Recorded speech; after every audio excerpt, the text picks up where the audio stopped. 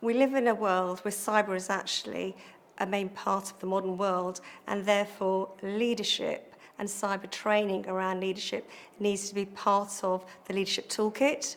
So it's really important that organisations, that leaders themselves are trained and educated into what cyber means for them personally, for their organisation, for leading their people, but also within the wider ecosystem as well. And it's dynamic, you can't do it all. It's about business viability, it's about business reputation and trust, but it's also about growth. So actually, what can you do as leaders to lead your people through this, to manage change in an ever-digitised world, and to manage risks in this space, because you can't do it all. What's important to you? And also, how do you have assurance that those risks are actually managed? So it's really important to have the right talent around you at every level, but also to ensure that you have the right culture. So really encouraging cyber to be part of your DNA, business as usual, so that everybody has responsibility in the space to be safe both at work as well as at home, as well as carrying out your business.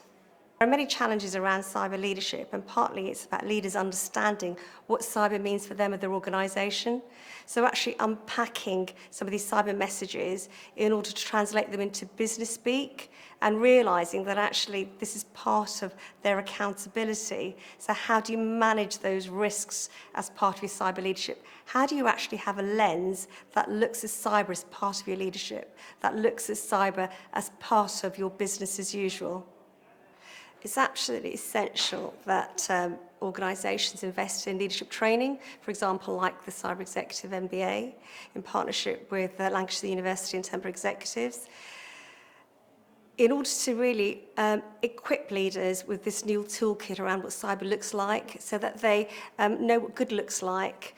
They are able to lead on this agenda. They know what academic theory looks like, as well as research, but also what businesses actually go through. So learn about incidents that have happened, things that have gone wrong. What are the lessons learnt around some of those areas?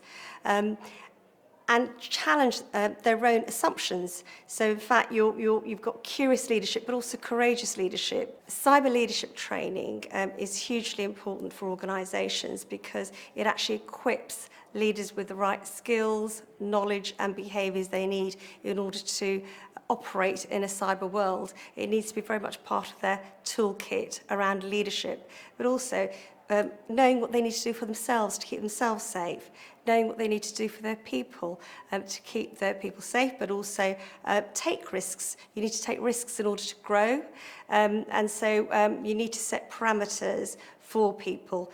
You work within an ecosystem. How do you work safely within that ecosystem? How do you train your suppliers and ensure they're trained as well?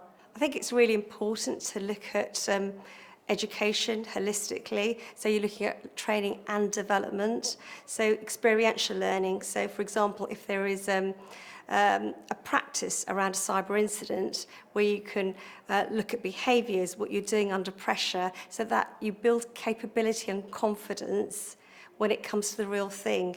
And emotionally, as well as a leader, you're actually ready for some of those challenges and can then mitigate and contain those risks and lead your people through what could be a very difficult time.